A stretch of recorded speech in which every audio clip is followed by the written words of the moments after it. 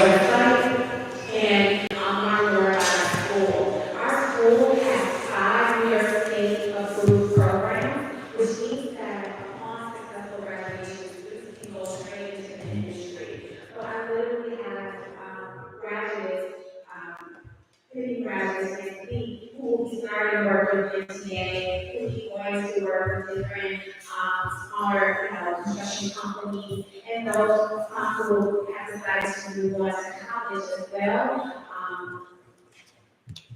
Really taking advantage of the opportunities that our school offers. So I really wanted to use this opportunity to share and ask you to spread the word. I do have slides, but I don't know what the protocol is, so I don't really want to take everything. But I just wanted to share this. Thank you. Thank you so much. Yes, please feel free to leave the flyers on the table in the back. That'd be great. Thank you.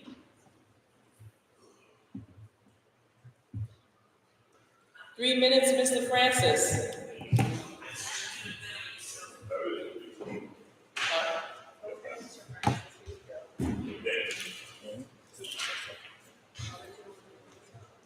Greetings, everyone. I suggest everyone is doing take more 121st Street in Southern Louisville. They are building the building called the Jail. I say it because New York State is looking at that over 18.7. State is still open. Jail is probably still in case and according to the city of New York and the state of New York, 75% of the inmates in the city of New York. And now that 75% ain't classic. The Bronx and the big Bronx of the city of New York, Bronx County, located a lot of ways to start. I know the fact that it's budget of $107 million. The city had $30 million to the Department of Education. Again, what is that? There's a federated opinion. It is a good bill on school system. Blow the lights out. It takes you a little bit like that. How you change it. That does come on grid. It goes around. It doesn't go around. Yet, why is that? Because the residents of down that street come over the jail cruising down the street. Every time you go to the Bronx County, except one, a jail, you have a jail cruising in district. And when you study the men's house test, you go to 1927, you see the census here that's very good. That the men's house test was supposed to be an annual, some kind of government, $8,000. I read that in the script right here. I say this to you, that was nothing to do with you, you started with the education system, start over 989 and go on 986. But the death of the government.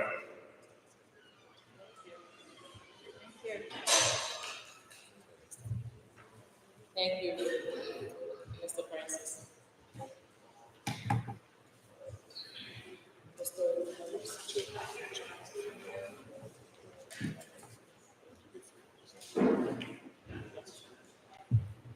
Hey, cars, yes.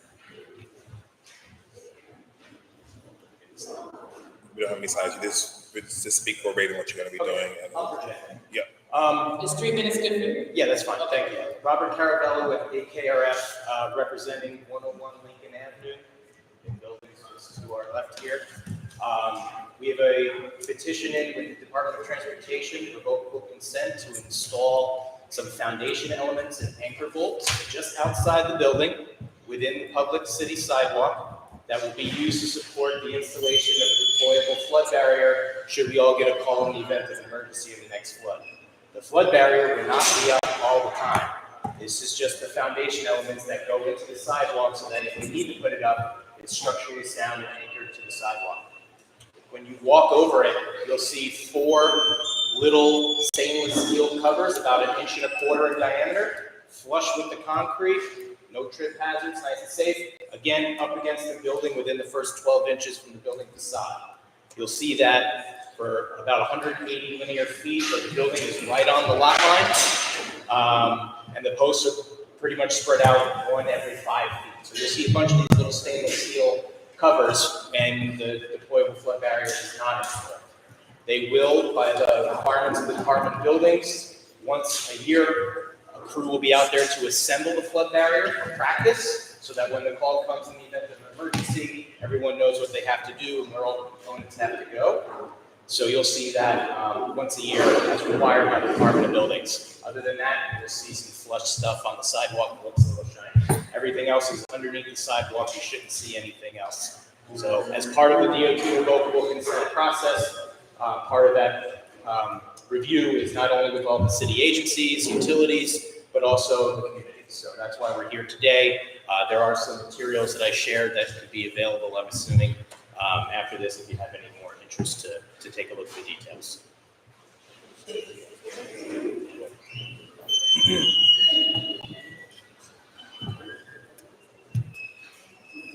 Are there any questions right now for the presenter? Yes. We have a, yes. How long will the process take? The process to install a flood barrier, we've only done a pilot system for a portion of it to date, because we're not through the approval process yet. Probably within 3 hours.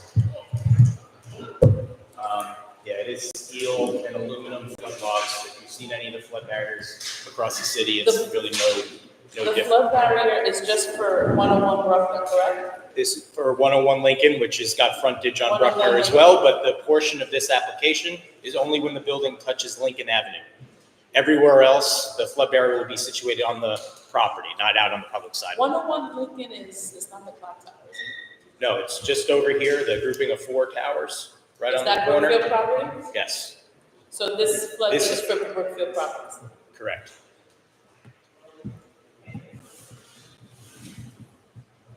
So like if or when there's another hurricane, what would that do? So this, again, this portion of the flood barrier, in accordance with new building construction at the Department of Buildings, they have to comply with Appendix G, which is flood-resistant construction. So all new structures have to be protected against a Superstorm Sandy or like event.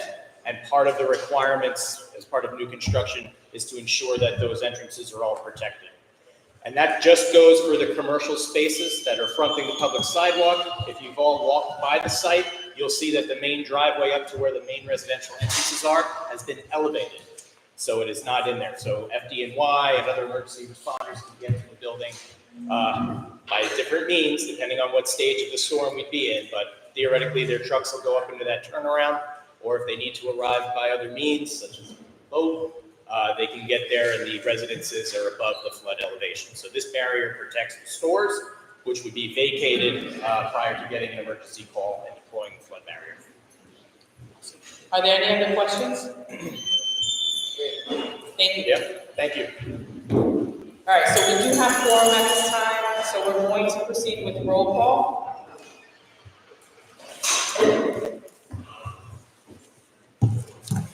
The clerk will call the roll. Audrey microphone.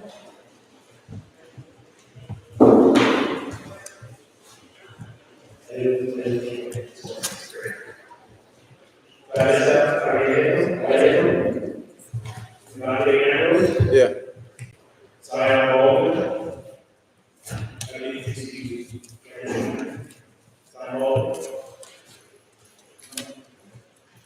Daniel Harper. Carol Williams. Betty Wine Brown. Carolyn Miller. Laura Bosniak. Audrey Jesus. Present. Linda Luce. Josephine Hernandez Burns. Present. Ramona Reyes. Henry Lopez. Brenda Goodwin. Here. Christine Carr. Sandy Lopez. Paola Martinez. Present. Nadine Hay. Zelina Moore. Argelia Ortiz. Emmanuel Harvey. Marilyn Baker. Present. Freddie George Jr. Gloria Rahman. Present. Jose Rodriguez. Mohammed Sheikh. Cody Simpson.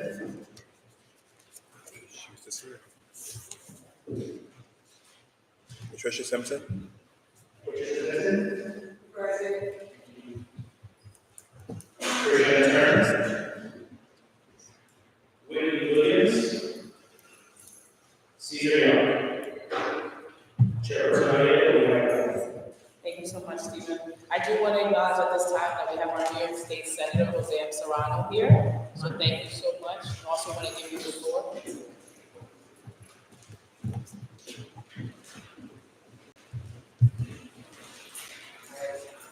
Thank you very much, Madam Chair and Mr. Manager, and everyone here for being on for giving me the opportunity to say hello. My name is Steve representing Serrano, representing the 29th State District, which covers these parts of Bronx, as well as these parts of the time.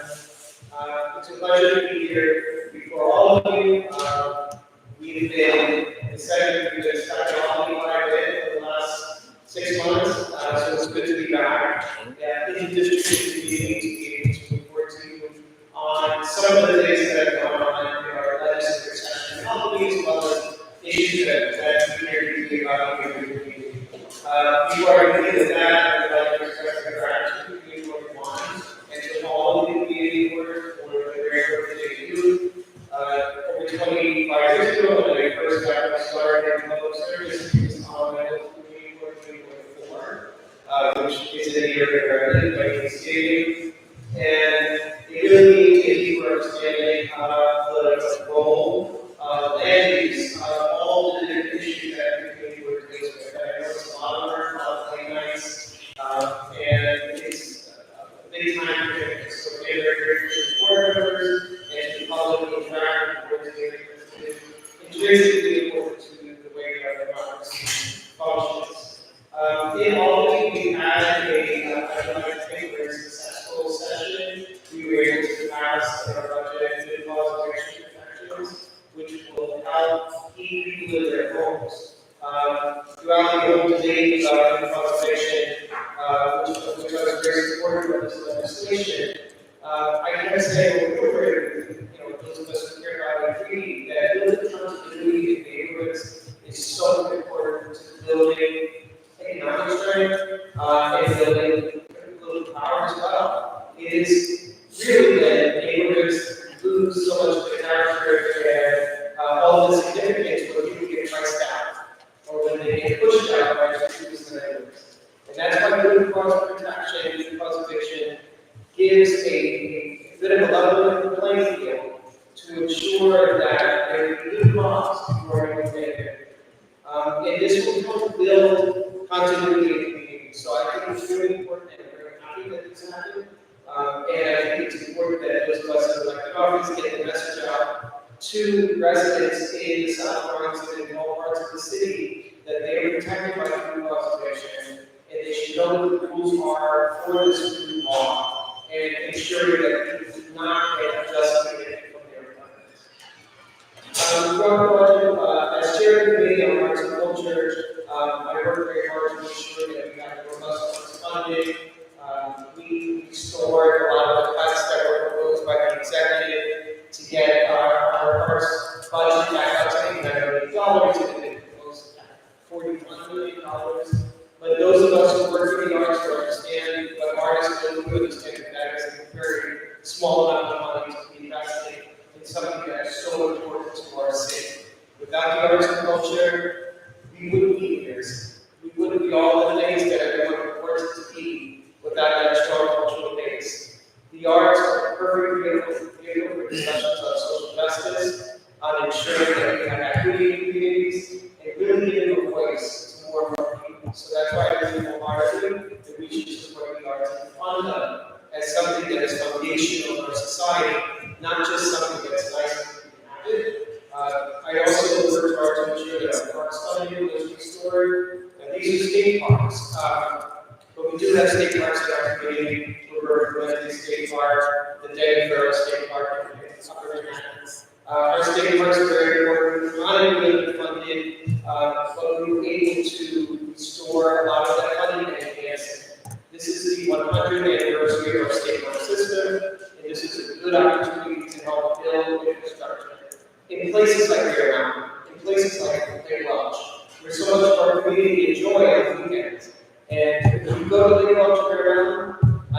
given Sunday, right, about 70% of the folks there from our community. We have to ensure that these facilities are in good shape so that we can enjoy them for generations to come. Earlier today, I was very sad to learn about the fire that took place here at Avenue, and it took out several of the small businesses there. And the chairperson and the board were so great to give us more information about what we were doing. And we reached out to FDNY. My office stands ready to be supportive and assist any of the small businesses that have been affected by this fire. I think this is a major blow to our community. Looking at the photos, it's very, very damaging. But again, we will pull together and make sure that everyone there has the resources that they need. I have many other things to do. I do have to report in the back and want to go through line by line on some of the legislation that we passed. One bill that I want to mention that I care very deeply about is legislation that I have to create cultural districts throughout the state of New York. Why is this important? Because the neighborhoods like Montague or East Harlem have inorganic cluster of artists, organizations, or artists.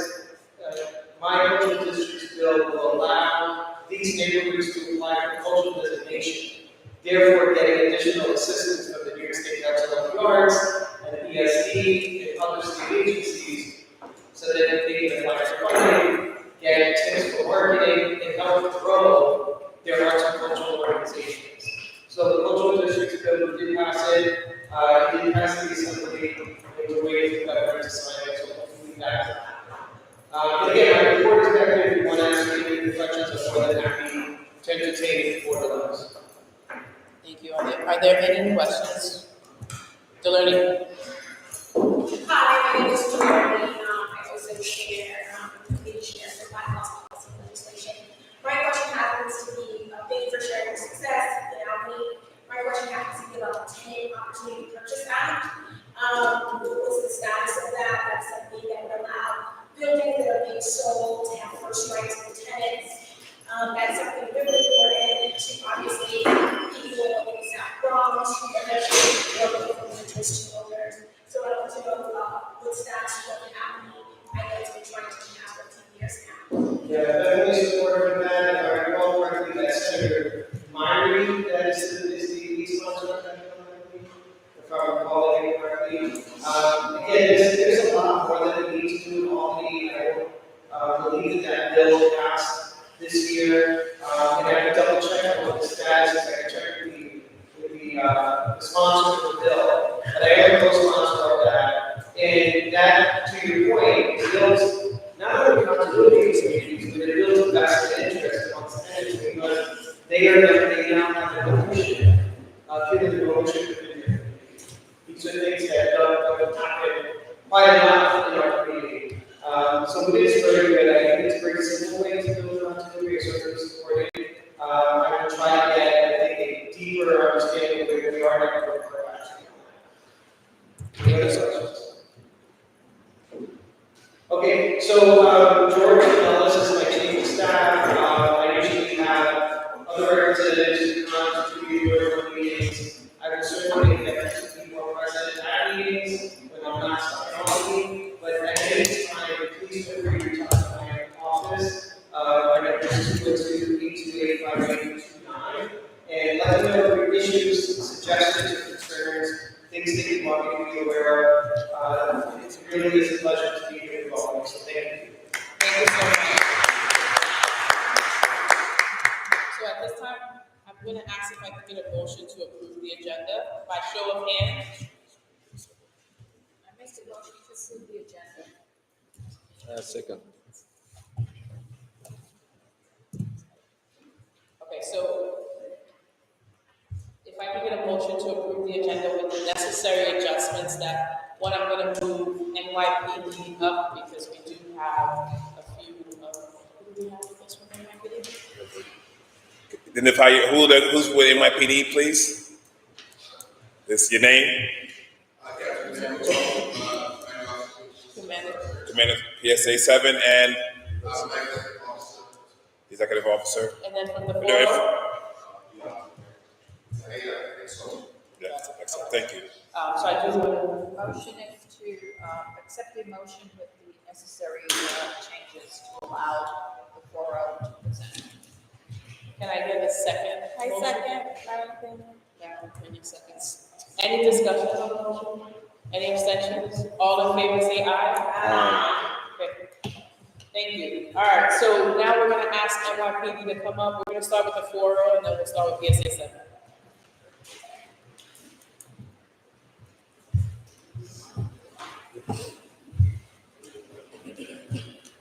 Good evening. Good evening. Captain on the air, the asshole for reasons. Gonna start with the contact number. So for the 28 day, rate, we are down 1. For robbery, we're down 50 versus 61, 80%. Felony assault, we are 84 versus 77%. Burglary, we are up 113%. Despite burglary. On our speed, we are 55 versus 47. And the GLA, we continue to be 99%. I'm sorry, if you can speak up just a little bit. Speak up a little bit. Yes, please. I don't know. All right. Yeah. There you go. All right. So, we close numbers. Well, How are you? All right. So, for 28 period, rate, we're down 4 versus 1. Robbery, we are down 50 versus 61, that's 10%. For felony assault, we are up 84 versus 77, 100%. Burglary, we are up 32 versus 15, that's 113%. Wrong larceny, we are up 55 versus 47, 17%. And wrong GLA, we are down 19 versus 20. As far as burglary, most of the burglaries that we have are taking place within the midnight hours. And most of the burglary was concerning is that this is involving alcohol and stuff, well, these are used to be commercial and more, but most of the burglaries I was seeing now, is a spike in violence, for burglary.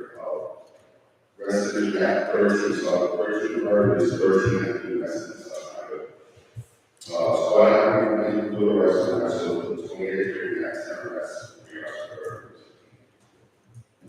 Overall, larceny up excess 17%. From personal, however, it's only 11, so 55 and from personal renounce. We are seeing a spike on larceny from vehicles, so this year.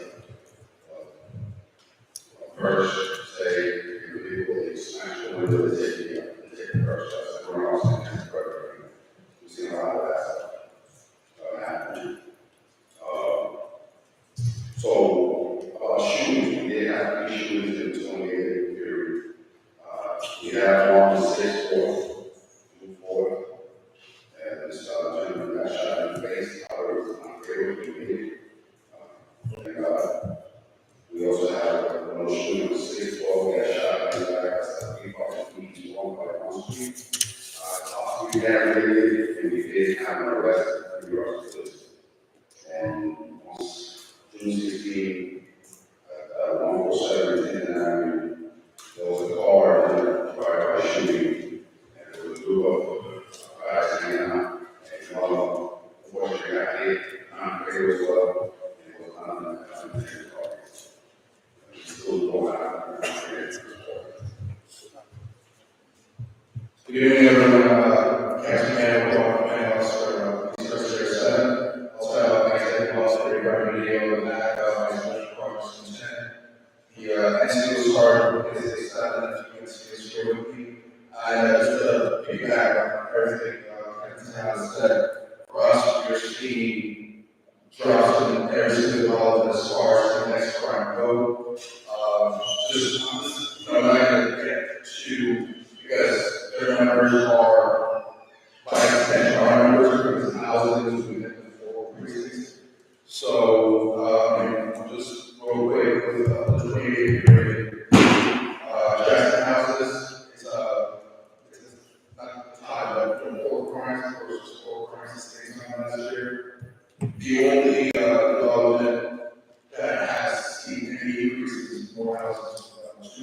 programs, which, one was,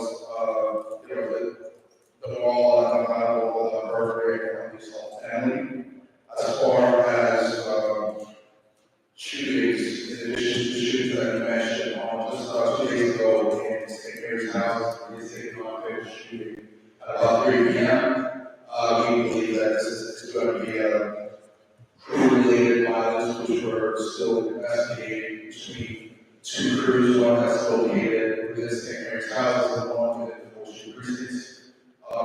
Working with the district attorney's office and the field attorney's officers, we hope that we should be able to get a handle on it fairly soon. But again, just to report, across the board, within the developments that basically success on the forum, we're down across the board, 46% actually. So, but we know summer coming up, a lot of the big issues that we start seeing are the quality of life issues that, and that's why we do have special officers that are here and the extra sergeants to just address these things, because obviously a lot of the people who serve, you live in these communities and you see more than we can. So we just want to be here to make sure that we are listening to your concerns in these elements, so we can address them any way that we can. Thank you. Are there any questions for the 40th precinct first? Ms. Goodwin? Can we get the microphone over to Ms. Goodwin, won't you please? Thank you.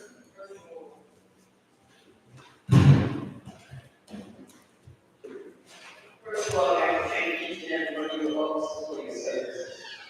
I really appreciate it. On 158th to 157, we have Glen Park. Glen Park. It was a big disturbance over the weekend. We've been asking them to close that park, they were working to close the park down. And it's not closed now. It used to be closed at night. A lot of traffic, much more than we usually do. And I believe we had an incident over the weekend now. And, he's very wrong. I'm just asking that we can check this together and because the meeting down there. Thank you. What exactly the disturbance? I go down, I'm saying there was a shooting as well. You said it's Not every weekend, so there's a heavy area that's seen around that. I don't look very happy. Do we have any other questions for the forum? I do. For the forum? Forum? Yeah. So, my name is Daniel Butler. I am the public and support housing committee chairperson, and also a resident of Nashville. So, one thing is we have both of you covering up the law. I would like to extend my hand to build a better relationship with the 404 precinct, because every CO before your CO was able to meet last year with chief management, because I've been trying to reach them and nobody would allow me to talk to them. Because I'm in trouble there. I call it like it is, and I just tell them that what should we do? But they didn't want me to, I was out there at the front of the building. They would yell at me, I could pass that barrier, and it took me to call chief management to come up, to walk me to your house to get respect. So after I did that, I became the target of that unknown cause. I'm a grown man, like 55 years old. My mother that gave me born, she gave me and this is how they talk to the adults in my community. They are not children. And some of them could be their faults. And when they talk back and they disrespectful, the officers jump out and everybody won't look on the back drugs. Those intimidation tactics, that's what we got away from. But we have the last people celebrate Juneteenth. And we showed them and being too far from where we used to be. It's not fair, but and for years I've been blaming this thing when you first got there. Me and my brother had a big falling out. I get on the street now. Because I thought it was PSA 7 and they had the problem that I was the floor. Because my father went back to the house one day.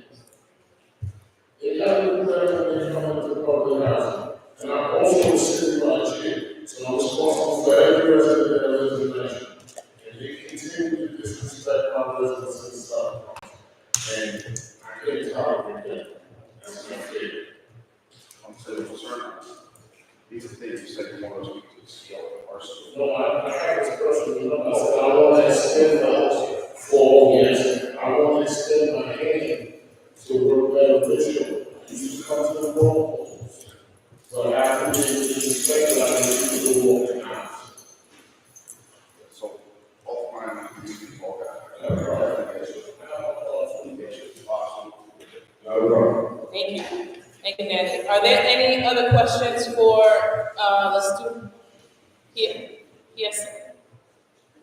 We saw a hand over here, I'm sorry, Janelle, your hand was up, so we're gonna go over it. Everybody, everybody, mess. And this is how I always was up. Live on level and people and this guy is from Portland, of course, the 153, 150. We have Illinois, the school right there on the street, 2 miles an hour. We're grateful that the initiative is, someone was apprehended. So can you repeat that address again? Foreman, where, like, 151? Between 152 and 151, Women's Trade. It was about a month ago. The one that hit those. Yes, Can we, I just wanna make sure we have a question. Okay. So, we have a lot of problems. You see, we have a problem with the individual suspect on 614 Walton here. I think it's a certain thing. 614 again. We're writing this down. 614, what is it? 614. 154. This individual has gone into Bronx African Center, African Center Church, and the Mexican Coalition, harassing mostly seniors. And as much as people try to understand the situation, is one is gone. Okay? So it's a question of saying, and there's been several calls done by the time it comes to individuals as gone. But it's very present. I'm sorry.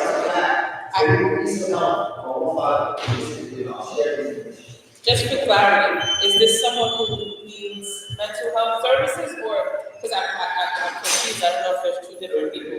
One person who's asking for money, another person who's selling drugs, or the same? Same person. Got it. Got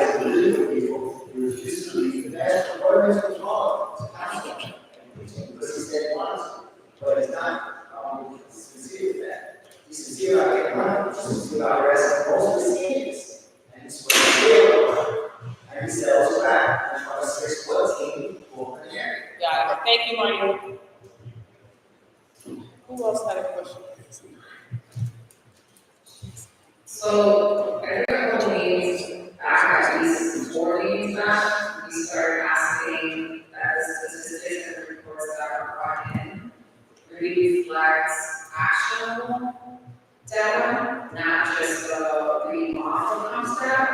So I just want to remind us of everything as a community to understand what's actually contributing to the crime and what the museum or district is doing towards that. And then I want to thank the faculty for responding to the right issues that are happening in our classes. You are actually the only ones to respond in a calming manner and really mention. So I really do appreciate the effort that you're making to support visual causes. And regarding some of the you mentioned groups having issues that are saying gangs specifically? Are these known gangs or just groups of people? No, they're no. Okay, They're and not. what gangs should we be? For St. Mary's, it's, we could be here all night. But, St. Mary's right now, it's, the Jack Boys are the crew that have a dispute with a Fortune precinct-based crew called OT3. They operate on 3rd Avenue. There was some social media back and forth between the two groups. The Jack Boys, one of the OT3 members was murdered a few days prior to the shooting that we had in St. Mary's. So they go on social media, as these youths tend to do, say, poor, things against the other people, and then they retaliate by coming to St. Mary's looking for members of the Jack Boys, and they let rounds go.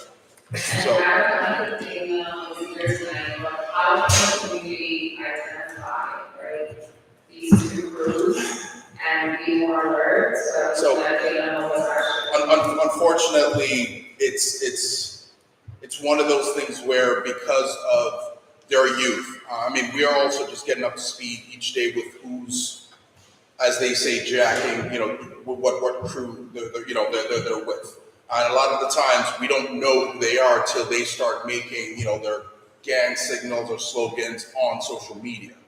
Now, there's something, especially with the DA's office, where, gangs, and when you try to put your, saying so-and-so person is affiliated with this gang, we live in a city where they're like, well, they're just influenced by the culture, the music. So I hesitate to say I could bring you a list of these are the people that are affiliated with this crew.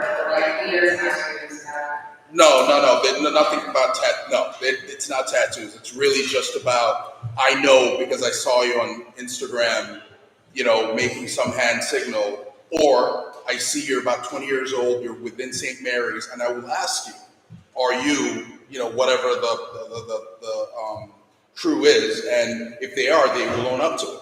And then, we'll either fight, I'll shoot, let rounds go, you let rounds go at me. So there's really no, back in the day with the flags or things like that, they're just more social media based, and, they just know who one another is. And then the final question is this really good interaction? I'm sorry? Is this really good interaction? I'm wondering with Danny and others and leaders in the district, their piece is on review and leadership. Absolutely. No, absolutely. Dan and I, we have a lot of conversation about these things, because obviously we need the community's help with just turning the youth away from that lifestyle, because, the earlier we can get them out of it, the better, because we're finding that, by the time they get to 14, 15, 16, it's too late. And when they don't have options, they feel as though they have to represent one of these groups, or else they become targets themselves. So, the hope is that, continue to work with the community. We can, especially we have Cornerstone coming back, we can get them into gyms, playing basketball all summer, or other sports, just to get them busy and, not idle, especially with the summer months really, kicking off. So, but absolutely, I'm always welcome to sit down. Follow-up sessions. Absolutely, absolutely. Thank you. Okay, so I want to talk about burglary, and I want to ask about this aspect. So one of our burglaries that are being murdered in stolen packages. So now it's some kind of interesting stealing packages and that's the burglaries. So it's more like breaking. So unit. They either, do different modes, so using the back, fire escape, if you imagine, there was some level of arrest, or when they knew the person, there was a couple of them, we made arrests. If want to. Also for trespassing, I think all you guys will be family members, but if someone that comes into a building, right, they would still they just come to the fire building, come into nature, is that being prosecuted as a misdemeanor or is that prosecuted as a violation? That they didn't want to crime, just. No, just bringing it to the fire. No, because for burglary, you need entering within the dwelling and with an intention to do something. So just coming into like someone maybe down the lawn. That just doesn't take, is that front, are you guys making less for that? They address all in this. Just. Before you, that's the missing. So we can get that. Yeah. Please, okay. Sorry. So, we fighting this connection. I was told that NYPD is in the lobby. All I have to say is I come to visit the market at 765 and Bronx, NCT, and you're I'm ordering. No, yeah, but Danny, that's different. If I cannot, no, but Danny, if I cannot find a legitimate reason, or you don't give me or show me that person business, then it is stressful. That is not different. But then they expressed to us on the phone from the chief's office, the unit that they have, they expressed, Mr. Greenfield and myself on the phone, that there is no trespassing in the country. The variance was changed to language. No, there is no round lawyer, sorry. There is no lawyer in the country. It was changed to language. So my question to NYPD is, what's the difference? If you don't live in the building and you hang in the lobby, you smoke weed in the lobby, drink beer in the lobby, the only thing that has to be ridiculous was the whole container. Danny, just for the interest of time, I'm going to try to run through it just real quick. Yes, litter is a thing, but however, when it comes down to it, if someone is drinking in that lobby, they're going to get the, first of all, right off the bat, summons or both summons for whatever that issue is. If they still don't have any business in that building, we still have to give them an opportunity to leave. We have to give that opportunity to leave. Now, if they refuse to leave, they are coming for trespassing. My NCO sergeant's back in the NCOs. We're still making criminal trespass arrests. We're still doing it. But again, the threshold for criminal trespass is just different than, just they're there, they don't live there, and it's no longer straight. You gotta have a deeper conversation. You gotta the chief operating officer for the New York City Housing Authority. She looked at me and we were told. No, because remember, just real quick, I'm sorry. No, go ahead, you get the floor. You, a couple months ago, you emailed me about, 3050 Park Avenue and another address. These NCOs back there, maybe it was arrested within 24 hours. It was a criminal trespass. It's still a thing. I'm telling you, you emailed me about, I think we had a homeless / drug using people in a slop store. Back-to-back nights, they made arrests and it was for criminal trespass. I will send you the arrest information. It's still a thing. Yes. I usually will about a monster, and I usually think there are some arrests going on, it's not consistent across the city, some are happening, and the bigger problems are going about prosecution, these are really prosecuted, we need problem. And argue that we need findings that was often after you're asking the individual to have a review, limited power, so it really is a district attorney issue as far as how these cases are prosecuted or not. And that's a big problem with many of the So point of information, if I may, Madam Chair, about the district attorney. Sure. So we have invited the district attorney to attend our full board meeting in September. Given the schedule conflicts, we could not have the representation we wanted today. We do have a representative from our office, I think is still here, from the Community Affairs, but we did invite the district attorney in September to speak to our concerns about that we're highlighting today. So last question. Good evening. My name is Dr. Jackson. I'm a resident of Manchester, also the Bronx Community Justice and Safety stakeholder. Thanks for the comments. And I'm piggybacking. So my question to you is what pertains to all Manchester governments. And in first, there might be a new law of cannabis. Should we say cannabis or should we say street drugs? It doesn't matter, but I find it very uncomfortable towards our seniors when they come out of the building and they need to go and access something from the back of the development.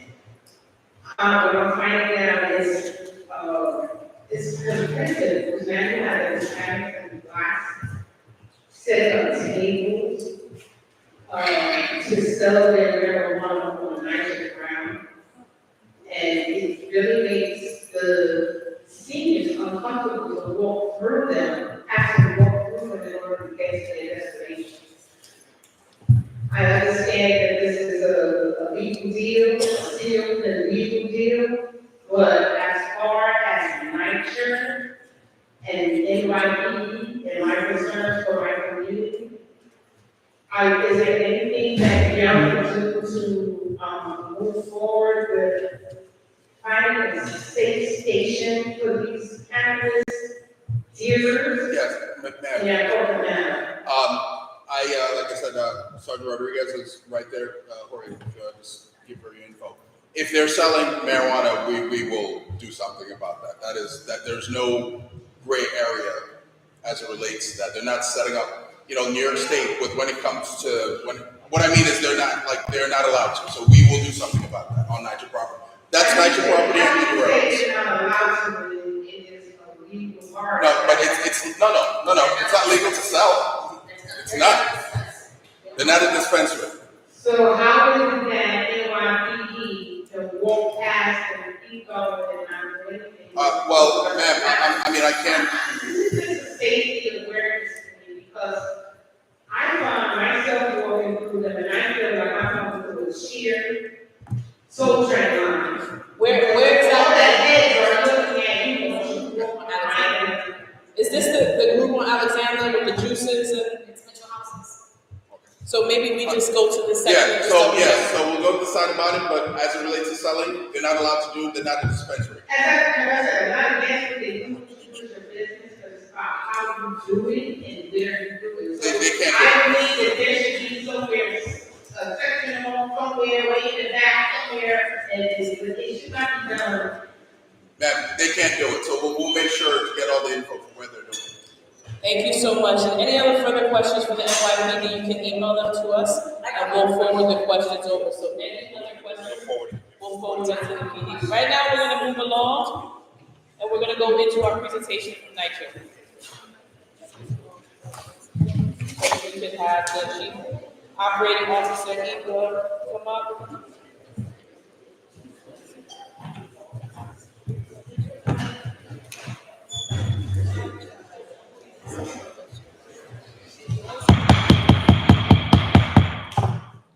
Thank you. Good evening, everyone. I'm Chief Operating Officer for NYCHA. Thank you for Juan and Star for being here tonight. 1 second. Guys, can I just ask if we're gonna have side conversations that we step out of this room? So any side conversations, just so that we can hear the presentation. Thank you. Thank you. I'm happy to share just a couple of general updates tonight, and I can take any other questions if you have about the VA charter. First of all, I would like share that regulators is still a big issue for NYCHA. We're still recovering from COVID pandemic issues that really impacted many of our residents, and as many of you know, ERAP was very common as a resource for our residents. And so right now, our 2-year figure is $456 million per year. And this has a tremendous impact on our budget, our ability to operate, and to everyday repairs that are so important for our residents. We are happy that the ERAP money is finally here, because we have exceeded many of our revenues, but it's still not enough to cover all of our repairs. So that's something that we continue to struggle with as we look toward meeting our budget and meeting our commitments. While we continue to address our repairs, we are still working hard at responding to both maintenance and civil trade repairs. I wanted to share some updates on numbers.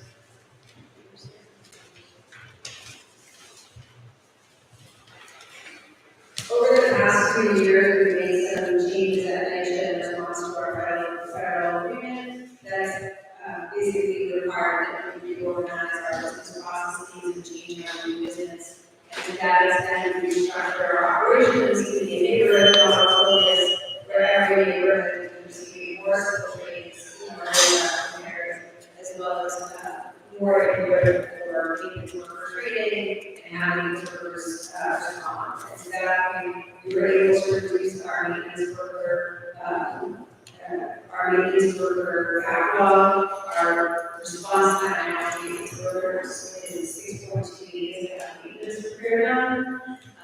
For since the last year, we decreased the number of tickets that were closed with work performed. So I know that many times we hear that the ticket is closed, but no work was performed. We'll go through skill training and really this workers increase the amount of time that work was performed and reduce the amount of tickets that are closing by changing our process and procedures so that tickets can be closed unless we try to make the repair twice during scheduled visits. And if that is home, you can close the ticket without any work done. That's one of the few reasons now that tickets are closed. Otherwise, we're going to be 76.9% of tickets would work performed. In addition, starting this year, 2024, we're now required by law to inspect every single apartment every year. And so the last year, we were only required to do 50% of apartment inspections. This year, we're required to do 100% apartment inspections. And I'm happy to report that we've already completed 57% of 85,000 apartment inspections this year. So we're a little bit more than halfway done. We're still over halfway left of the year. So the apartment inspections are really important because it means we're getting into the apartments, we're seeing the conditions, it doesn't mean we're making more work worse, we're trying to identify the complex repairs that are needed in the apartment, we're trying to address what I call safety issues. So the more that we see, the more that we get to our apartments, the better we can plan for and prepare for work as good as being repairs. So those are the changes we're making on our repairs side. Some other general things I want to share are in regards to our heating units, which I know is a topic that's not a lot of press over these weeks. For heating units, I think it's important to note that starting in 2023, we had 22 as we had to adjust the city's new lead law that increased the threshold from 1 microgram to 0.5 microgram, and that requires us to completely change how we function and how we address lead. But very happy to report that every single making unit now receives full lead and asbestos testing and full abatement of any of those hazards in their presence. So if we test positive for lead, we do full abatement. If we test positive for asbestos, we do asbestos. We are in asbestos safe, we are clearing up asbestos, usually in piles, straight down to the level we deal with that. And so that does add quite a bit of time to our turnover process. It could be a month for both those factors, it could be a couple of months that are added to the turnover process, but it's really critical about what we have to get done. As of May 1st, we had approximately 5,000 vacant units. Right now that we're working on turning over, we are turning over approximately 430 units a month. However, we're not seeing a major decrease in the total number of vacancies because 60% of vacancies are due to transfers of residents between apartments. So every time we move someone, another vacancy opens up. So that 5,000 number hasn't changed much because we're just switching people in between our apartments. And so that is why we are turning over, but we don't see the number going down. The average cost to turn over a unit for us is $42,000. So we are limited in how many units we can get to use for our customers.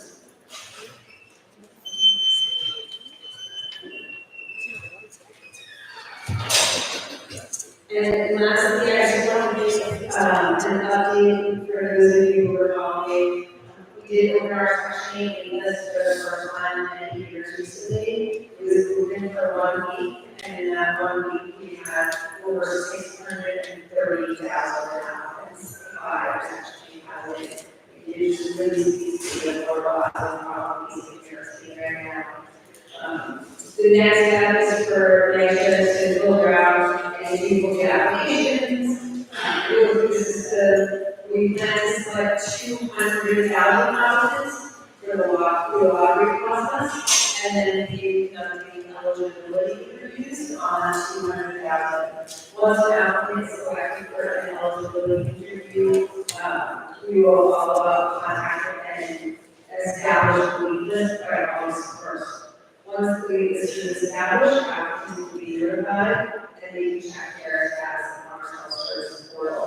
Our goal is to issue 1,000 vouchers a month beginning in August. And we do depending on our voucher availability. So with that, I'm happy to answer any other questions. We are ready to the summer season this year. We have family days coming up. And those are our developments in July 27th. We have regional houses and more houses, and on August 3rd. Thank you. Yeah. The chairperson will select who's going to be called on. Sorry, I'm turning on this microphone. Okay, I think, yeah, Delaney. Okay. I want to, Delaney, right after you, I do want to open the floor to NYCHA residents or leaders after Delaney, if there are any specific questions. Hi, thank you for your presentation. I think obviously we have residents here, but I think all of the advocates for education that we have for our community. So some of my question is, understanding the mental problems of children in your audience, in the audience. So I just want to be clear about how many people are in NYCHA. We have approximately 160,000. And you said there's only 5,000 that are vacant? So when you find vacant, are you saying like available and interested in turnover? So the numbers you're not counting?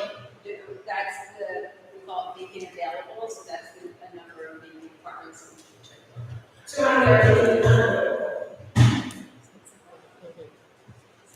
I think that's like important to understand. So the vacant unavailable is usually because we've taken them off the rent roll for a variety of reasons. So we have both temporary off the rent roll and permanent off the rent roll. Right now, temporarily off the rent roll, we have approximately 1,900 units that are temporarily off the rent roll. Sometimes we're holding them for relocations in preparation for pack conversions. Sometimes we're holding them because they are significantly damaged, and so we hold them off the rent roll until we follow the documentation.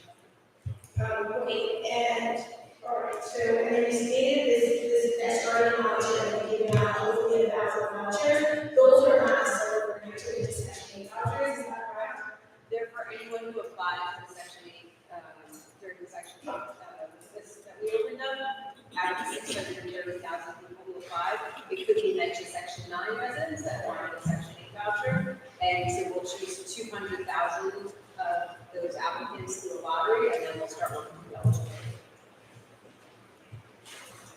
Thank you, Delaney. At this time, are there any NYCHA residents or leaders with any specific questions? Ramona and then Desmond.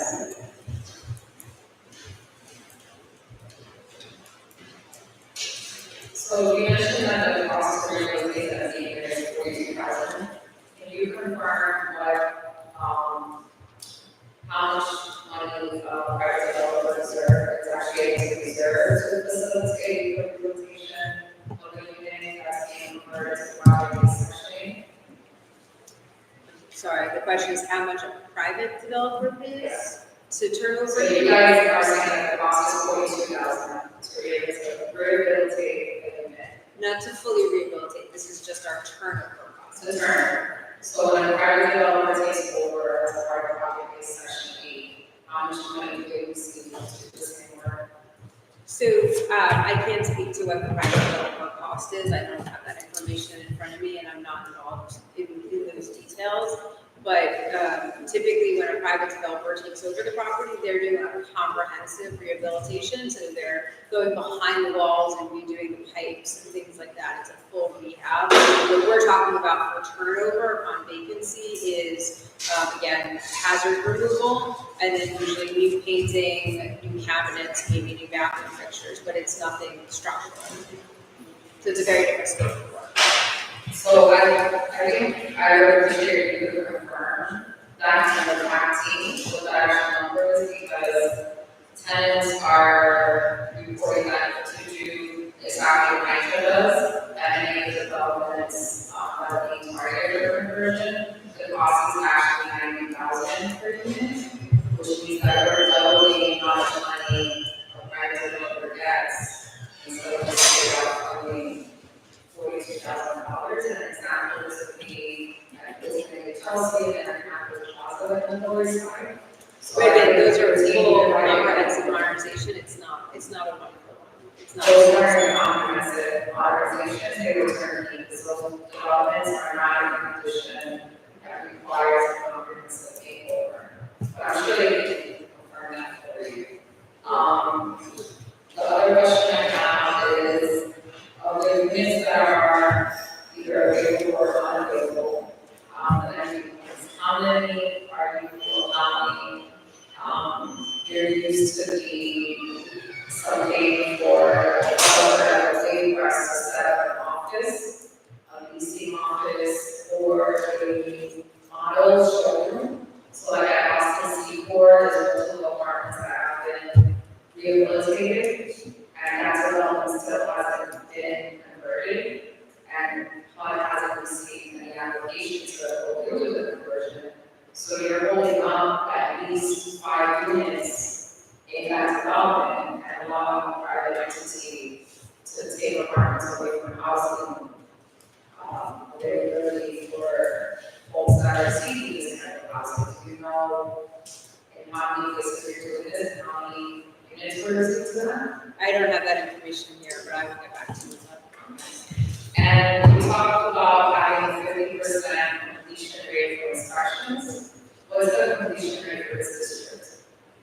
I don't have it for this district, but I can get back to you. I think I have it for the Bronx. For the Bronx overall, we're at 57.7%, but I can find out for the developments in this district. And then when we go through the letter process, how does NYCHA ensure that team is properly completing the work, updating tenants consistently, and returning the apartments in a clean and dust-free state? So that my personal experience is I was in a hotel for about 4 weeks instead of just 2.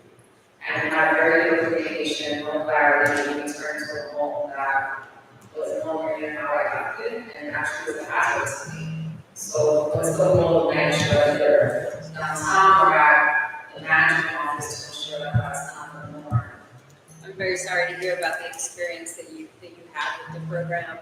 We do have extensive quality assurance checks on our lead abatement program and our lead abatement vendors. So follow up with dust wipes to ensure that there is clear of dust. We do an apartment reinspection review after the lead work is completed. And as far as the hotel stay, we have seen longer stays at the hotels, and so we just made a change actually effective June 3rd, a few weeks ago, that we reassigned painters and other skilled trades down from a central team into the boroughs. We moved over 100 painters and other skilled trades into the boroughs in order to facilitate quicker trade work in order to reduce those hotel stays, because it should be no longer than 2 weeks for the abatement work. However, we were waiting on a carpenter to install a cabinet, we were waiting on a painter to finish the paint job, so the legwork was complete. The hotel stay had to be extended because we didn't have the skilled trade capacity. We have reassigned skilled trades from a central team into the boroughs in order to better address that and reduce the hotel stays for residents who've been relocated. So your experience is one that we we've seen all too many times, and did change our staffing in order to address it. Okay, thank you. So, I'm gonna hold off on that. Any questions you can forward over, because that was like, I got you. That question, right? Because you now have a system internally, but tenants are not aware of the system and don't have this laid out. So how is a tenant that's going to look at it now going to actually know all of this? Well, they don't necessarily have to know all. What we're hoping to do is, as we tell a resident, most of the residents are being told that their stay is 2 weeks. We want to be able to hold up that commitment. So what we've done is reallocate resources internally in order to stand by our commitment that your relocation should be 2 weeks. Thank you. Okay, so we're gonna take this last question and then we're gonna move forward. I guess she answered the question. Possibly a bit as well. So, my concern is to see if you're only working in one area, I don't necessarily that all of my possessions go to storage units. And again, who's cleaning that mess up that they made? And why is it taking so long just for one space in the unit to be processed? And are you having cameras in there while the snake is away so that there's no loss of merchandise or whatever they have to their work?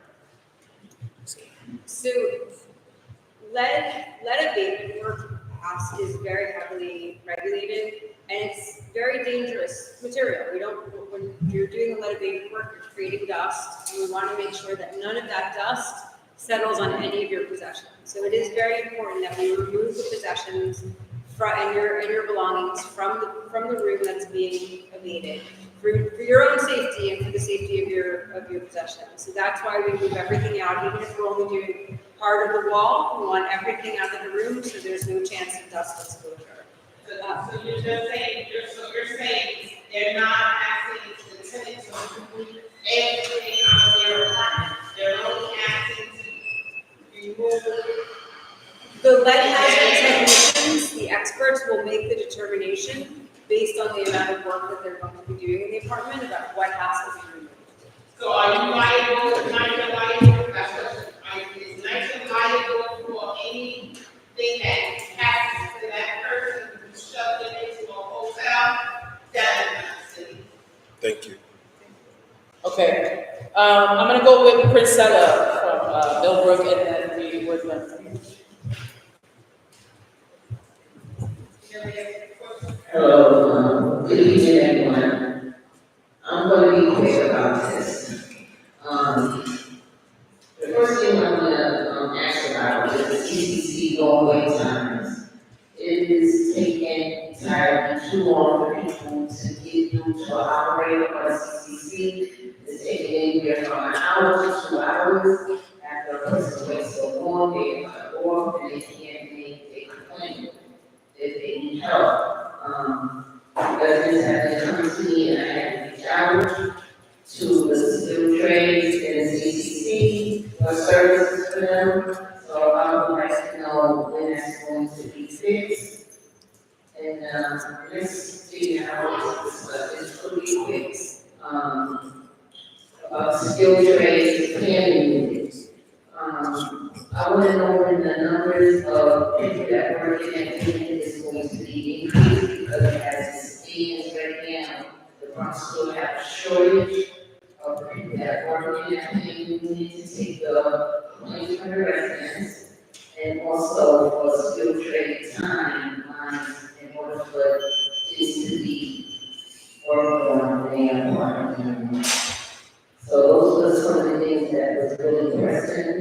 The other ones I will send you an email out. Thank you so much, Ms. Anderson.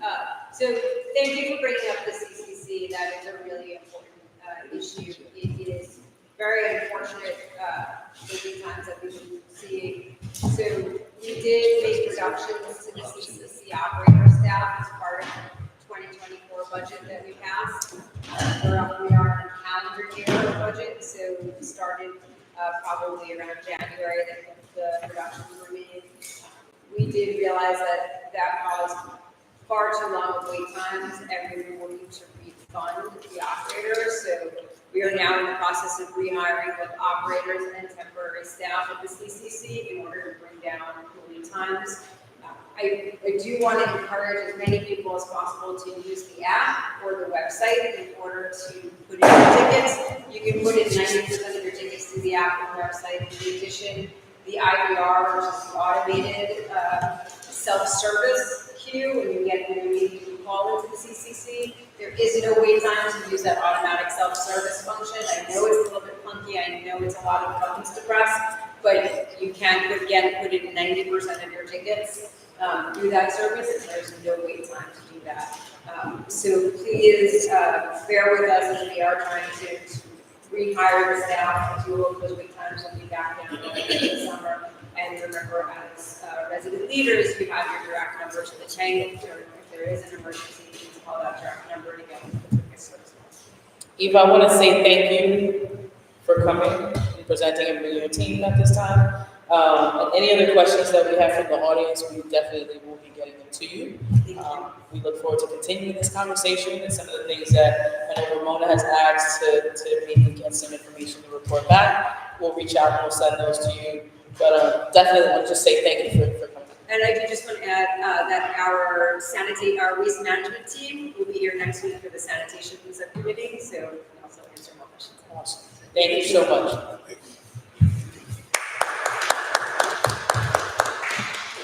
Okay, we're going to move forward with the New York City Department of Design and Construction.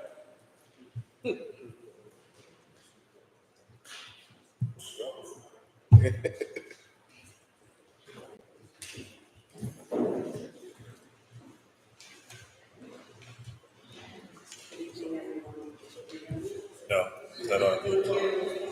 Turn it on. Thank you for having me tonight. Yeah. Thank you for this contact tonight. My name is Erica Land, I was with PCC, Office of Agricultural Application. We presented to community board of C1 on June 10th, new RS sector tax project located at People Avenue, and then up to the education and youth service committee. We also share the presentation that was put online on the TCC website. Everybody has the opportunity to take a look at it. Receive some questions from the community board and answer those questions via email on June 17th. Then I'm here to ask the board for the approval. So that's TCC.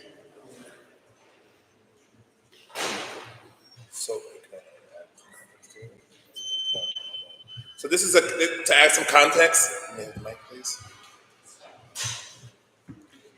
To add some context, because of the raise to age law, the Department of Design and Construction is working on behalf of the Administration for Criminal Services to discuss the expansion of the Horizon Juvenile Detention Facility that is located in our district, just behind the Burger King on East 149th Street. And so they're coming to us for our support. It's because of the racial age law, where young people are not no longer being incarcerated at Rikers Island, there is a need for expansion in order to ensure that all of the folks who are unfortunately incarcerated in that facility have accurate room under the law to be able to, and in addition to other recreational space at the facility. So the Department of Design and Construction, which is a city agency, will be leading the construction of that, along with a construction manager and project manager, and they're here today to, this will be a voting item on the agenda for others to support moving forward. We have, this will also be part of acting chairperson Delaney, who covered for that piece as part of our board. Are there any questions from the Department of Design and Construction?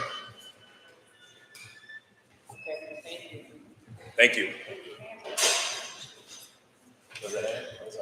What's the hand? Oh, okay, there's one hand. I'm sorry. You gotta raise it higher, you can't.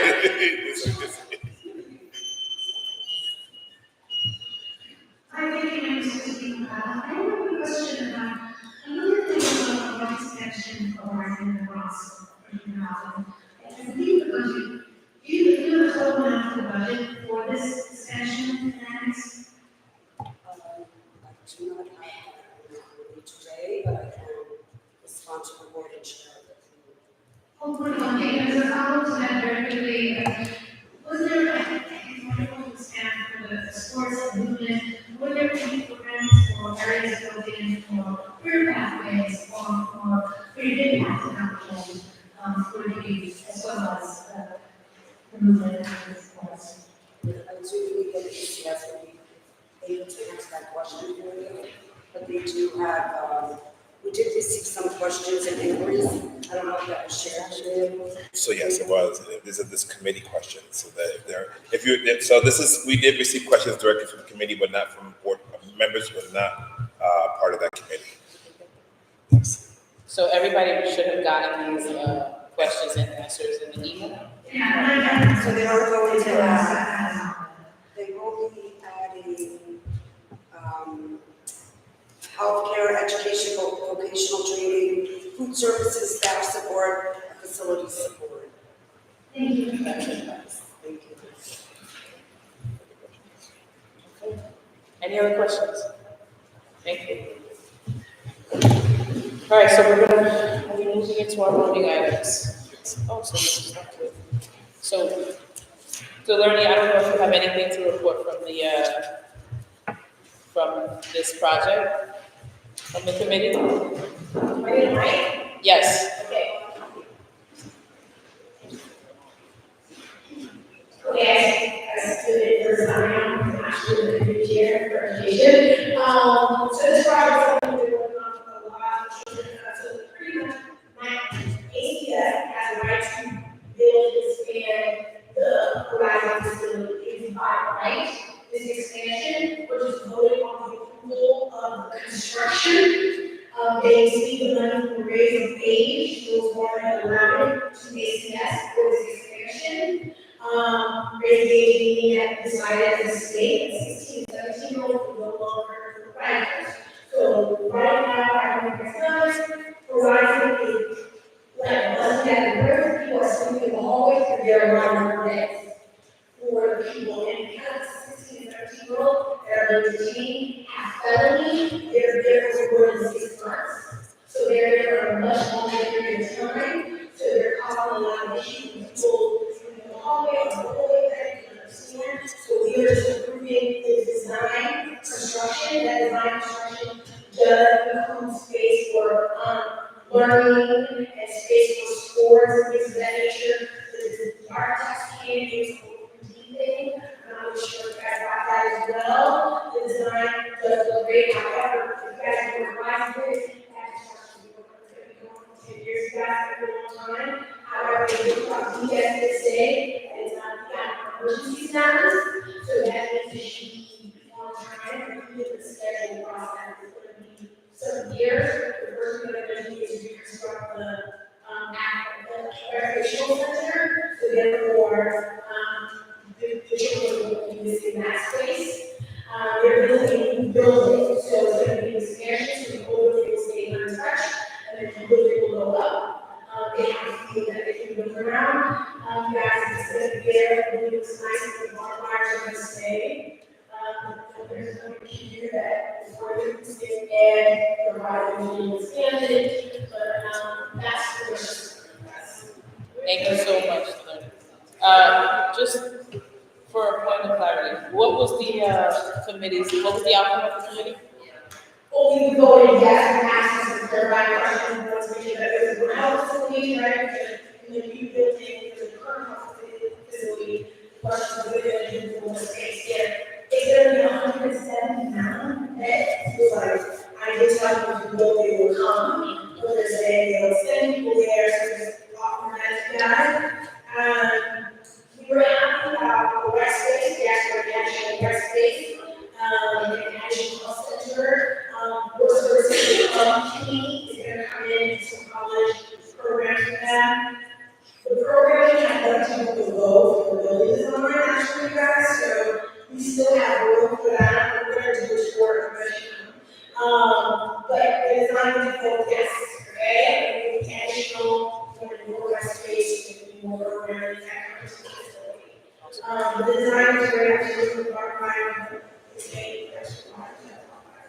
Thank you, Liberty. So at this time, I'll take 2 questions from the floor. If we have two, anybody with questions?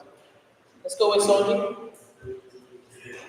During the issue that maybe open more questions from the broader board, just because I saw some of the draft plans and asked some questions about, this space state. They said they were expanding the rooms, but I was very anxious of the previous renderings and the new one, they look the same size. Like, there's no significant expansion, so that was one question that I had. And another one was if the juveniles were held there were consulted, in their ideas and, they necessities were also, part of the design practice. I can ask first. Can she answer them? I don't know if she can answer, if she's here from DDC. Can you answer you? So one, I can tell you that the children were consulted, that response, and our second team came, after the size of the room.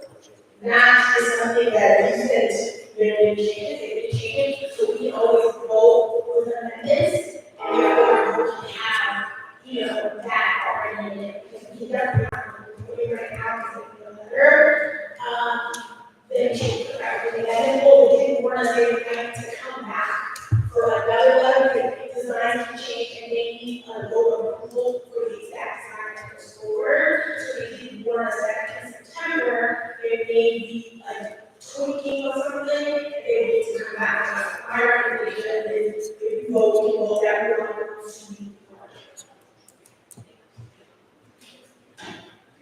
This is no big deal. What was already taken over by the expansion? No. So they're building on the space area. They're going up. They're going up. All right, I said 2 questions, but we'll go. I'm sorry, I don't have a question, I have a clarification. Yes.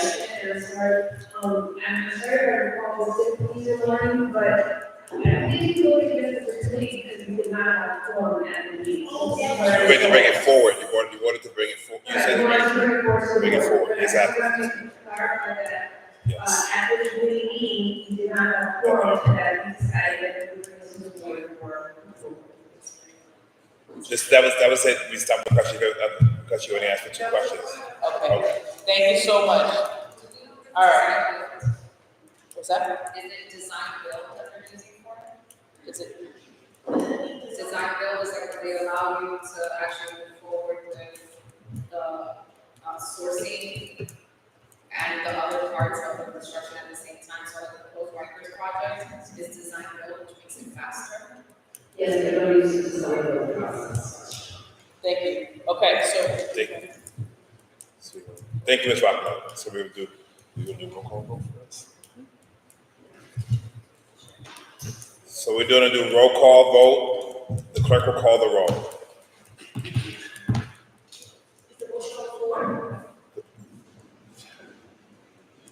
To the motion.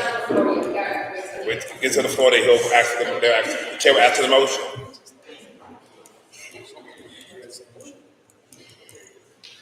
So there are different ways. Whatever the motion you want. Right, so there are different ways, yeah. So there are different ways you could do this motion. You could do a motion to support with conditions. You could do a motion for denial, and or deny with conditions. The chair will now ask the floor for a motion. Can I get a motion to support the New Horizon Juvenile Center Annex project? I'm almost making motion to support, letter of support from this board. Can I get a second? Ambrose second. Second by Ambrose. Second by Ambrose. Any discussion on this motion? Any abstentions? Motion. Sorry, the question is, when did they say they would come back to show the results? September. And so we're voting on the previous drafts that they shared. Yes. Okay, so we're gonna do the roll call. Yep. Larissa, how do you vote? Yes. Ambrose, how do you vote? Yes. Daniel Margaret, how do you vote? Betty Ryan, how do you vote?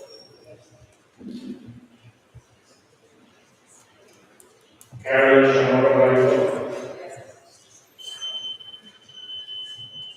Audrey Davis, how do you vote? Yes. Linda Luke, how do you vote? Josephine Fernandez, how do you vote? Yes, sorry. Rana Ferreira, how do you vote? Yes. I abstain. Ms. Burns abstains. I'm sorry. Yes. Brenda Luke, how do you vote?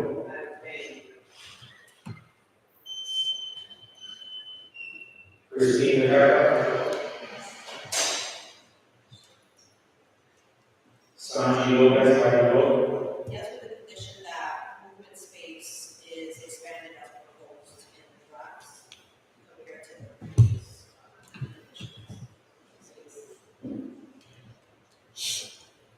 Martinez, how do you vote? Yes, with the condition that they provide an outreach plan on their programs with CUNY and mental health organizations.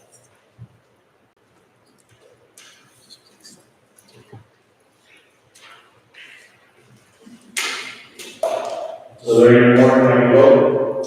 I vote yes, with the same condition as our lesson.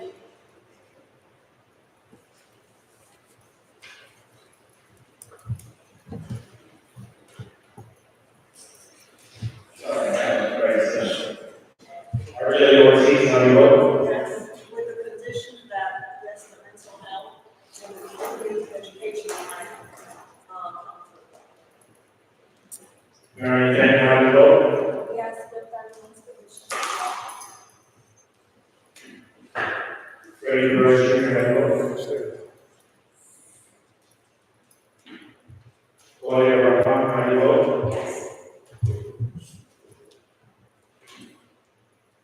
Mohammed Sheikh, how do you vote? Yes. Patricia Simpson, how do you vote? Yes, with the same condition with the mental health.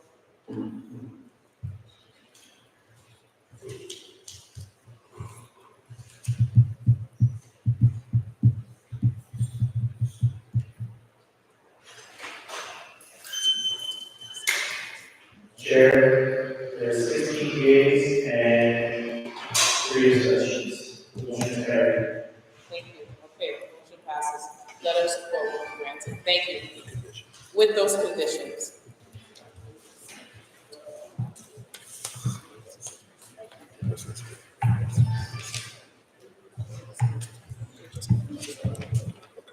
May I have the mic, please?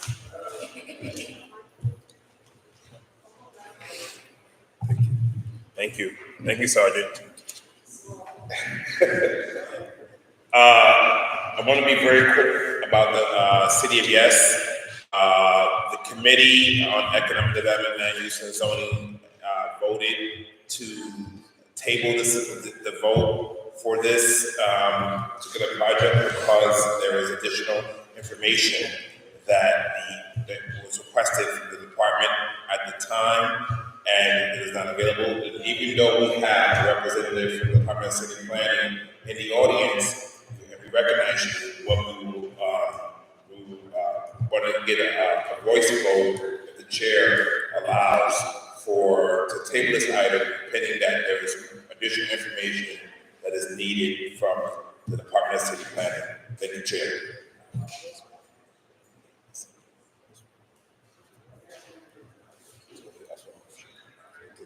Okay, So with this motioning the table, the committee made a recommendation to table the vote for this issue, going forward until we return back in September. this is also going to go to the VP's office next week and be voted on, which CB1 will abstain from the vote as well, because, yeah, if it passes, I think it's, it's not gonna pass. Can I get a motion to, what's that? No questions. Yeah, I'm head of the housing division here. We've been working on this for 4 years. Biggest plan we've ever forwarded for housing in the city of New York in history. Does anybody have any questions? We've been, Brenna has been here quite a few times to answer many of our questions. And she had asked me, as the head of housing, and we've been working on this for 4 years, to come and directly answer any questions that the board has. I would love the opportunity, if anyone has any questions, to fully inform you on any outstanding issues. Sure, does anyone have a question? What was it? John Manchin, head of housing. Ramona? So this is the housing component or the entire city has planned? No, this is the housing component. And so there were some questions and certain things that, including the environmental study, that the committee just wasn't in. Ask me anything. Yes. The actual study. It won't change what we decided on. I want to ask a question. We got asked when they presented to us different pieces of this plan, if the mayor's office was going to pursue activating NYCHA spaces towards economic development, because that is one of the enticements that was put inside the city of yes, but that is something that is already allowed under public housing policy nationally. And we submitted a question for follow-up and then never came back to us.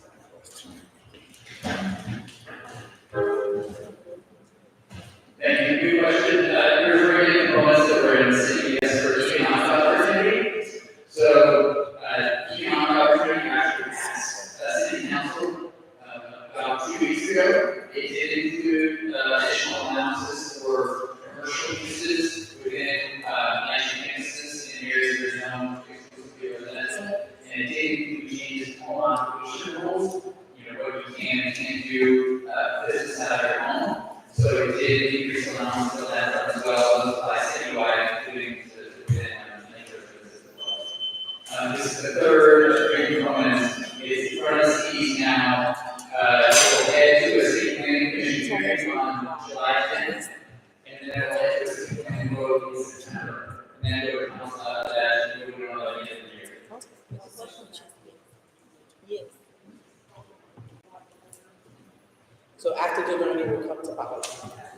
I am so sorry, we were coming, and, with some of our questions, the document is very long, it's 1400 pages, but I showed it as just maybe less than 40, so we have to fully inform our question. One of the biggest questions were guaranteeing affordability, right? So the goal of DCP is to deregulate how houses go around, how to increase construction, right? And that increase in construction, which is estimated 108,000 units in 15 years, really will see increase supply. And there's projection that through that increase supply will not decrease demand. So I want you how much of that housing is going to really satisfy, for example, for HPD, where they create, protect homes, how many of the housing will be, where stabilization, where control, right? Because if the real estate developers are allowed to build more, I know that's tax credits which incentivize them to secure affordability. But even the affordable houses that we actually in Brooklyn or in the Bronx are not really affordable for people in that Bronx, because you guys are prepared to A9, very income, and that A9 is not a cheap reflection of the list. It's not a cheap reflection of affordability in the South Bronx, so we felt that the deregulation was going to increase actual affordability. So I don't know if you're talking about that. These are great questions. We would say unequivocally that the proposals that represent here represent the biggest proposals for affordable housing in New York City history.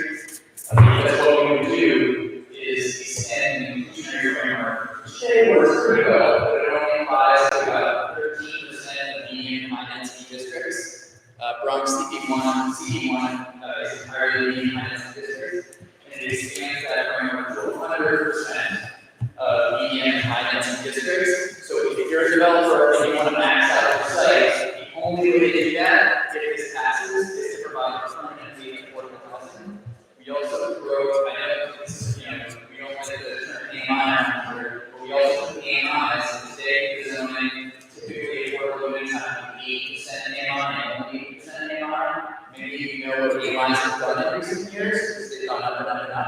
we're driving those down to 60%, and then we are enabling income average for the first time. So affordable units created through this will include 30% AMI units, that's $1,000 for a two bedroom.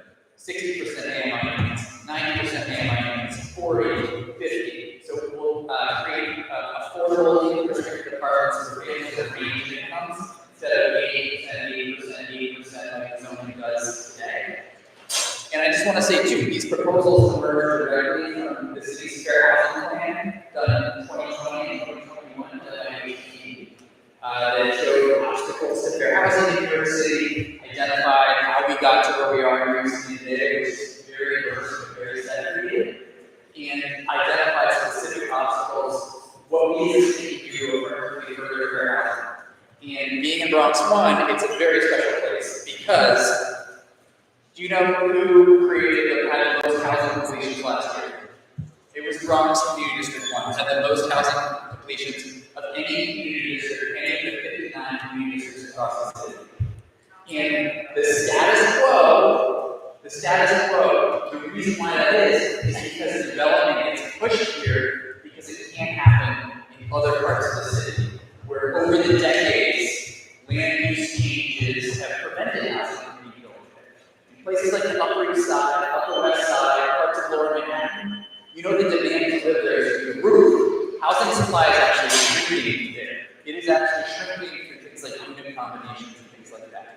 And so these proposals, if you go to chapter 6 of Regular New York City, our fair housing report, are intended to make development much more equitable across the city. That's what the environmental review shows it will do, and take the pressure off of places like this, which have borne the brunt of the status quo.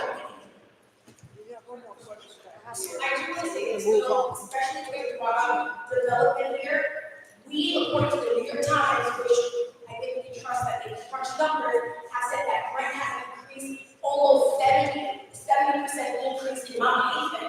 So even though we are developing these beautiful things, our rent went up by $3,000 bananas. Yes.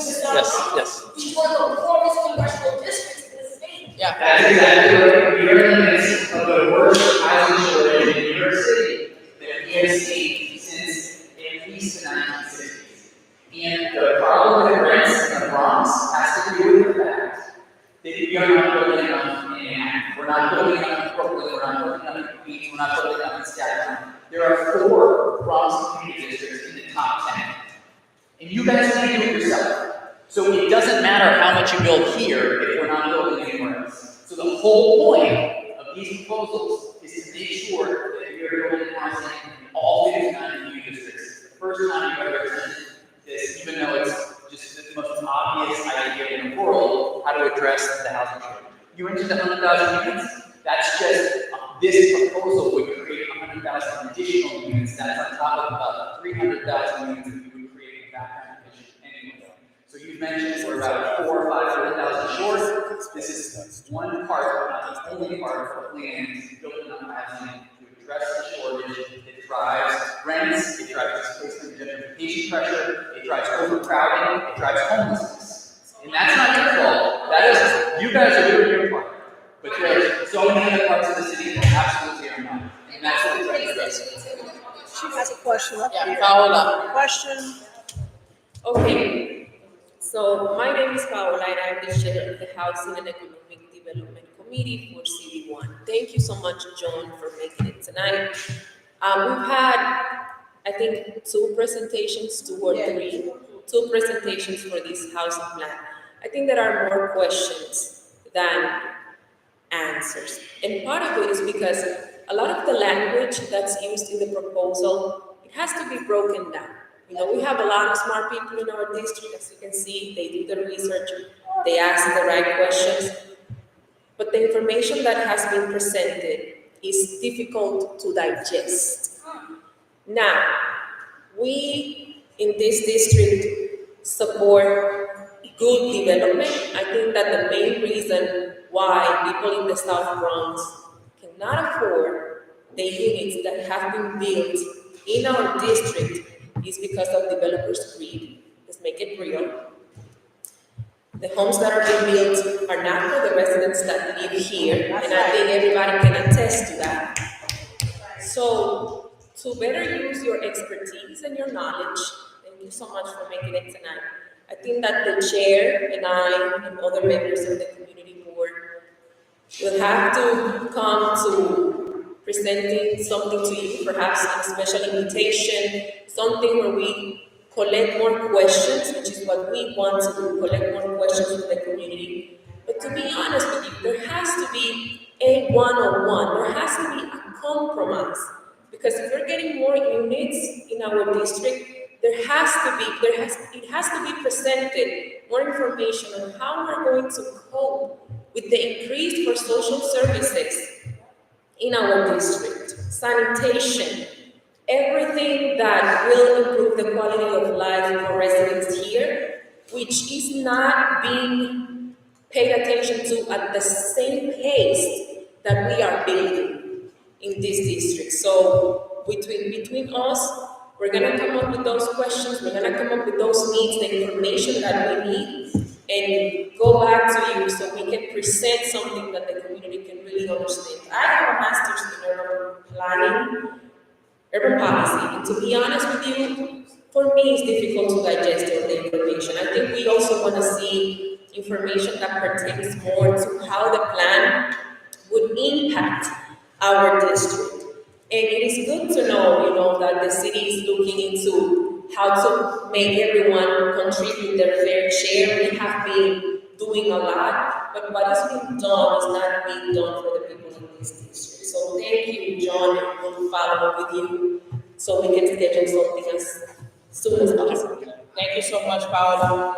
And I do want to move forward. We are tight on time. Thank you so much. We are willing to do whatever you want, whether it's written questions, one-on-one meetings, we're happy to do that.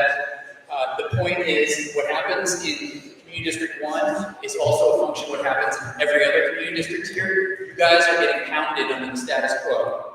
And so we believe that if we are able to pass this plan, it will take pressure off that you see in Community District 1 right now. In order to spread some of that development around that right now is you're seeing here. Like I said, you guys were #1 last year in terms of housing. And Paola, thank you so much for bringing that up. I think also what we want is very specific to CB1. We want to take out what, this full plan and just give us what's specific to CB1's district. We have been writing written responses to questions from community boards across the city all day, every day. If you send them to us, we will provide clear, straightforward answers to any questions that you have.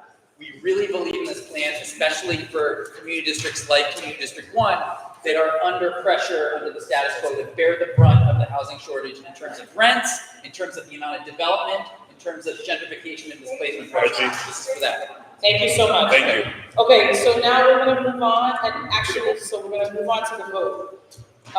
So can we get a motion to support what the committee has already voted on to get to table, to have this tabled by the committee? We have a motion from Ramona. Can I get a second? Who's that? Claudia Rackman, second. Any discussion on that motion? Any abstention? All in favor say aye. Aye. Motion passes. Thank you. All right, liquor licenses. Paula. We had a presentation from. Thank you, you're so kind. Can you see? Yeah. Good evening, everyone. So I'm gonna do this very quickly so we can go home and drink some pina colada because it's been a hot day. Okay, in our committee, we had a few presentations and requests for renewal and new applications of liquor licenses. Our committee has made a commitment to bring the business owners in person so that way they can tell us, a little bit about their business and what they have been doing. If they don't show up, then we move on. Those people who showed up were from Siemens, then Ford. But actually, I have a question. Are we not going to hear from Hearts Community Center? I know the representative was here. Okay, so should we do that first before we do the Yes. licenses? What? The Hearts Community Center? We should do the liquor licenses. Hearts. Okay, so we're gonna do Hearts after the liquor licenses. Okay, so Siemens Court, they were asking for a renewal. We had no objections from police officer reports, and the business owners showed up, no 911 reports, and we voted to renew the liquor license. Am I correct? Yes. Yes. And then, can I move on to the next one? Yes. Okay. The next one, La Colina. This is a new application. No reports, no negative reports from the police officers. We also voted to even, this is not just Americans, right? It's a big establishment in the community. They serve food, drinks, and no negative reports. So we voted to renew we voted for to extend the new application. The next one was Mesoneta, not far from here. They also came to ask us for a renewal of their liquor license. No negative reports, doing good business in the community, we support. The one that we disapproved was Medate Restaurant because they didn't show up. So whenever they come, we'll hear from them. If you see no objections to this, or if you have any comments, anything you might want to share, please do so. Otherwise, we recommend issuing these licenses. So again, all the ones that should show that were for approved, with the one that did not show up to not approve. So can I get a motion to approve those that the committee approved and with the disapproval of one? I, Audrey De Jesus, motion to approve. Audrey makes a motion. Anyone second that motion?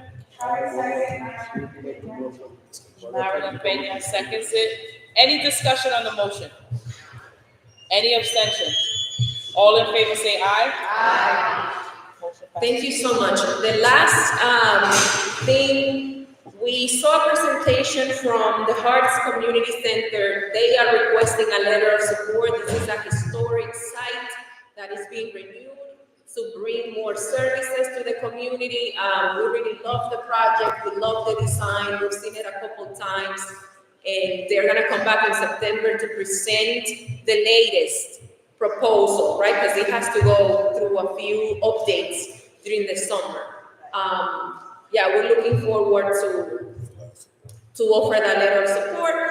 If anyone has anything to say on that. Can we get a motion to support the Hearts? We're good. Questions, you did a great job, any questions at all? No questions, we're good. No questions. No questions. Thank you so much. Motion for floor.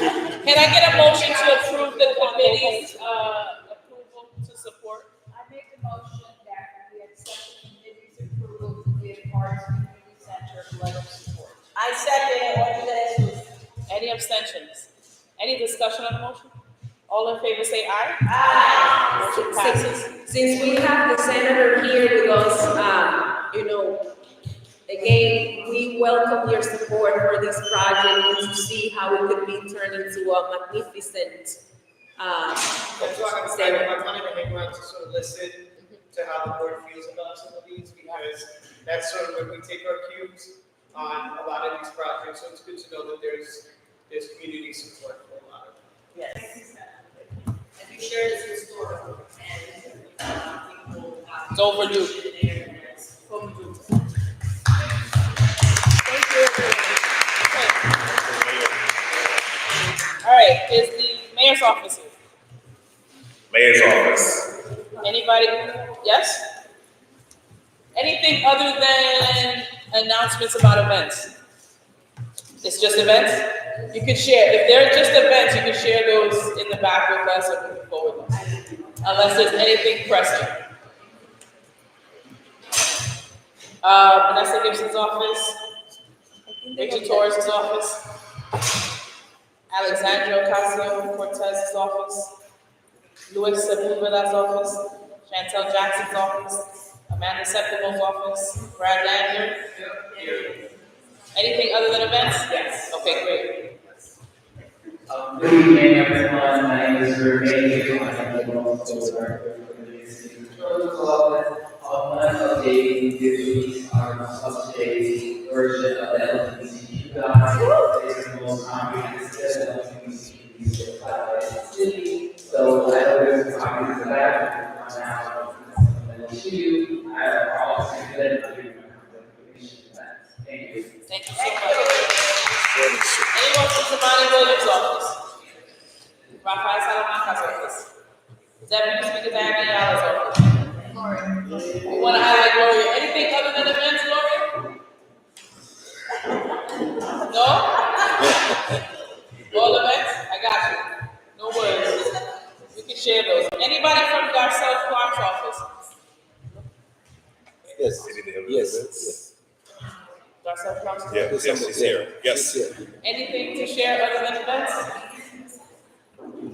I just wanted to say sorry to you guys for the leave and I was sent today, but she will be here, like Mr. Jordan said, and stuff pertains to concerns regarding prosecution.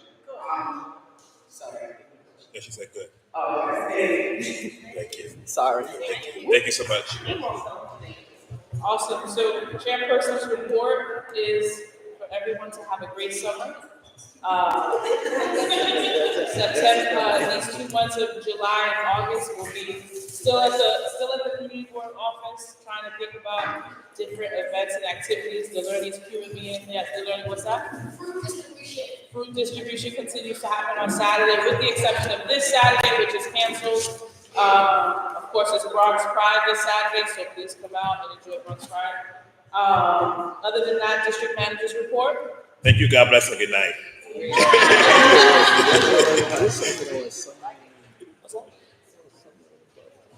Oh, you want some barbecue? So Ambrose has the idea of some barbecue. See Ambrose after and it took it to help plan it. No, I just think that we should make one weekend and have fun in the park. I do. With family. Yeah, I do want to take this time to just thank our members, our community board members. Executive team who has really been doing the work. This has been the first couple of months, the first time that we've had an amazing executive team, really just diving in, doing a lot of research and really committing. As you know, this is all volunteer, so everybody that shows up and dedicates their time, it doesn't go unseen. So we want to thank our committee members. We also want to thank our interns who have been working to this.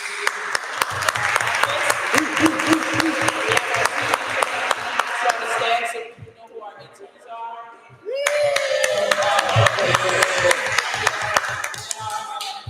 Our district manager and Stephen, of course. Is there any new business? Madam Chair, I want to say one thing.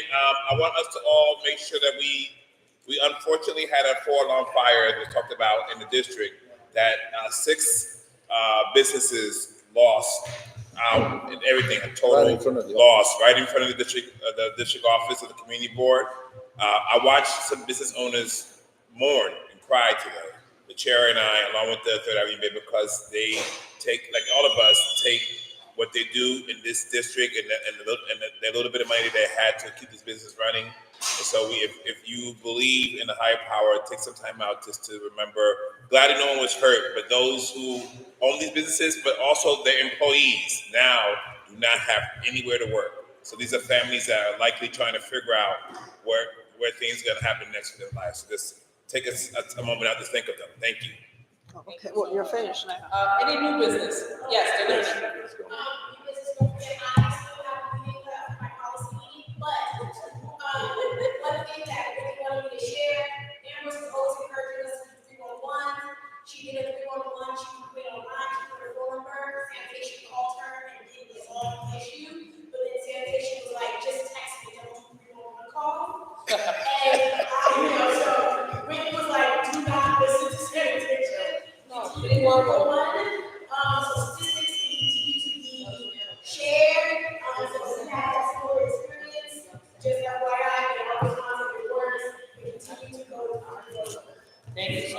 Thank you. Any other new business? Happy summer. Any old business? Can I get a motion to adjourn? Let's make a motion. Marilyn Kenya makes a motion. Can I get a second? All in favor, say aye. Good. How can I help you? What's up? Talk to me.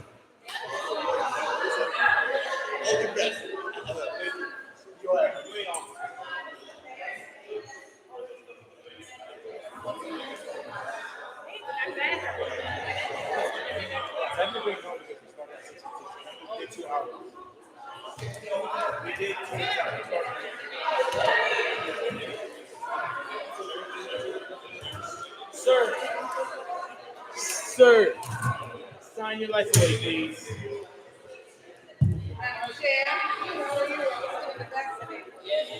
They give me a check.